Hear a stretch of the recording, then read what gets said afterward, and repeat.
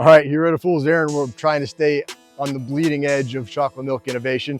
Actually got kind of an innovative product here. It is called Spilt. It is caffeinated, protein fortified chocolate milk. So is this Spilt chocolate milk worth crying over? We'll find out. Okay, so Spilt is again a new product. You can buy it on Amazon and also from Spylt.com. Which we'll talk about the website in a bit. Mixture of both good and bad. Comes in a nice little box. Oh no! Did you cut it? Keep it on. God, look at that shit. I did. Oh, and of course I cut. Damn. You know, you don't think you're gonna cut into a can, and I should have been a little bit more careful than that. But yeah, it just kind of covered me in caffeinated chocolate milk, whatever.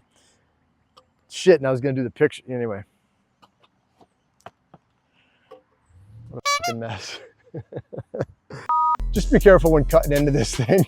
So the notion of caffeinated chocolate milk is a pretty unique one. I've only seen a few since I've been doing this. The first time I had seen it was in Hamburg, Germany. Stuff called Kohlwatch, I think, if that's how you say it. I don't know. Caffeinated was caffeinated. It had caffeine and guarana with it. Shortly thereafter, I saw it in Krakow. There was Kokio Energy, which is a version of Kokio, which is all over Europe, but that was kind of a neat little thing to see. Then there was Mad Croc in Finland. That stuff actually tasted really nice. And lastly, in Europe, in Austria, we saw this stuff called Kambaku Power Cacao, which came in a kind of like an apothecary looking bottle. That was really tasty. I think gave that like an 8.5. That was really tasty stuff, had a nice kick to it. In the States, I've only seen a couple instances of it. Obviously there's Monster Energy drink, which they have a chocolate milk version, not very good, but it does have caffeine in it. And from a local dairy standpoint was Hatcher Family Dairy in College Grove, Tennessee, had this stuff called Jumpin' Jimmy. And again, caffeinated, I believe it was reduced fat chocolate milk. That stuff was pretty nice. It had a nice zing to it. Anyway, so in terms of like a niche, caffeinated chocolate milk is certainly unique in the States. I would say from a canned nationwide availability standpoint, this stuff is maybe looking to be a competitor with Slate.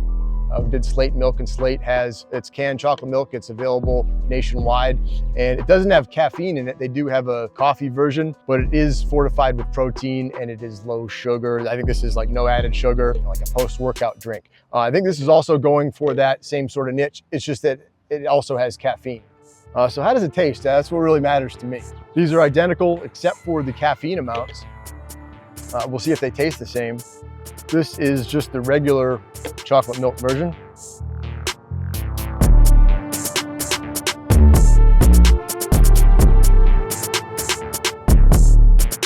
Okay, well, the first impression is that it's kind of watery, has a watery sort of a body to it. Not surprising because it only has a 0.5 gram of fat, but it's watery and there's a really kind of a cloying sweetness that's a kind of a fake sweetness. It almost has like a Yoo-hoo kind of a hit to it where it's like a watery chocolate, except for Yoo-hoo's sweetness is not fake, it's actual sugar. The sweetness definitely dominates the drinking experience and drowns out the cocoa flavor for the most part, and it kind of has a lasting aftertaste that you tend to get with artificial sweeteners. It's very common that you get ACE-K or ace-sulfame potassium and sucralose as a combination. I guess they're meant to peak the sweetness at a different point in the tasting continuum, I guess. It's meant to more flatten the curve of a sweetness sensation that you get over time. In my mind, they're just way heavy-handed with it almost all the time, and stuff is just too sweet. It's not a sugary sweetness, but it's just a sweetness that doesn't feel good. This certainly has that. It's not face twisting. It's just, oh, it's that flavor. From a texture standpoint, again, it's watery. It's very thin. And after that kind of wateriness subsides, you get that kind of chalkiness that you get. Probably there's 20 grams of protein in this can, which is great for some people for sure. But there's probably no way around that in terms of keeping it from being too chalky. How does the max fare? Again, this is 140 milligrams of caffeine, so a little bit more than twice of this, but everything else is the same. The ingredients are the same, still has 20 grams of protein, looks about the same. I couldn't tell a difference between them.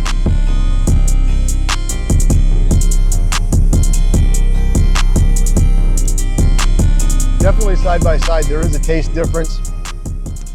The drinking experience is the same. It's that same kind of watery but chalky finish. But this is decidedly less sweet. Like there's a much less of an upfront cloying sweetness than this one has. Could be a difference in the batch. Maybe it's not meant to taste different, but it's very noticeable for sure, which makes this one feel a little bit more balanced, I guess you could say. It doesn't have that huge spike of kind of fake sweetness. It just has a little bit, but the cocoa flavor, I guess, comes through a little bit more. Yeah, it's still kind of drab, but I definitely prefer the Max Caffeinated from a flavor standpoint over this one, at least in the versions that I received here. I don't know that I need that much caffeine. I certainly, we're shooting this in the morning, so it doesn't keep me up all night. The flavor is not great, don't get me wrong. Certainly better than Slate, and it's also better than its lesser caffeine counterpart. Okay, so Spylt.com. Like I mentioned before, it's a mixture of good and bad, probably more good than bad. It's a slick site. It looks great. It loads quickly, everything like that. And it shows their 4 products here. We'll start with the bad. They've got at the bottom here, they've got these kind of influencer style videos, which I'm not a fan of that kind of thing. Maybe it's because I'm old, I don't know. I don't know who would be influenced by any of these people necessarily. They've all got a good look, and they're shot well and all filtered out and everything like that.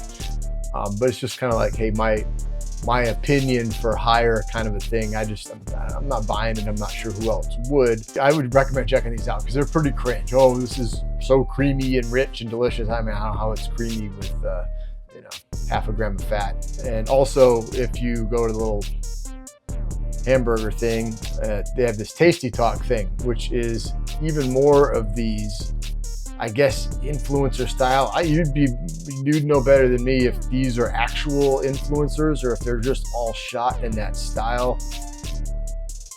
Put a shirt on, bro, really. And again, I don't know if you watch any of these, they're super cringe from my standpoint. And maybe this is how marketing is done these days.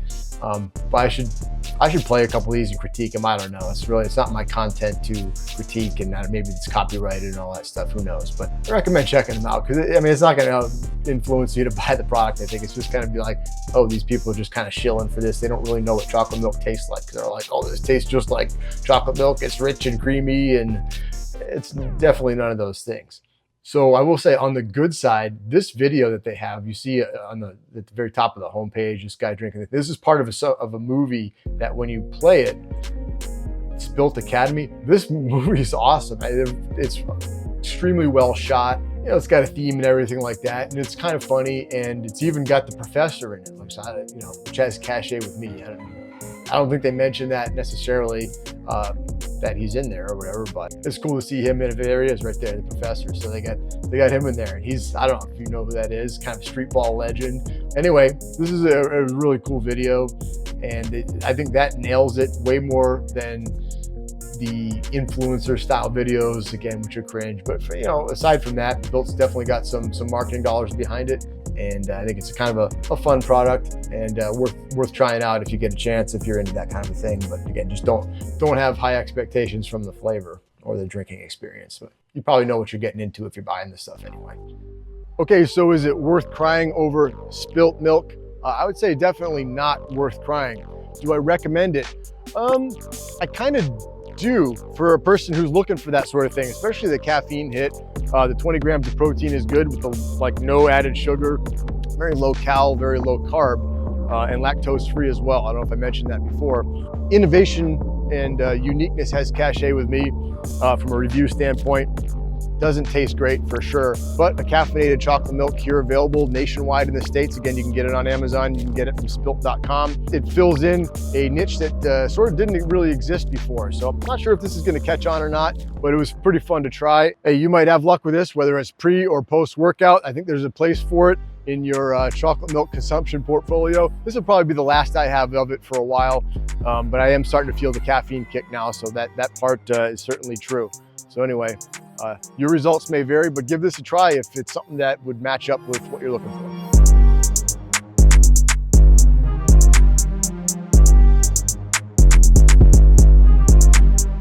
It is caffeine, it's caffeinated high, okay, no.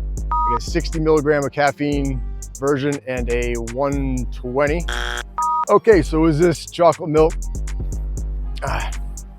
That's not, you can kill that, it's not going well. Is this chocolate milk worth crying over? No. Take number 7. Okay, so that drying sort of feel makes you want to take another sip, which then leads to more drying feel. It's kind of like if you ate something really hot and you're trying to get that burn away and you take a big sip of water. Yeah, I mean, it helps for a second and then you're right back to where you were, if not worse.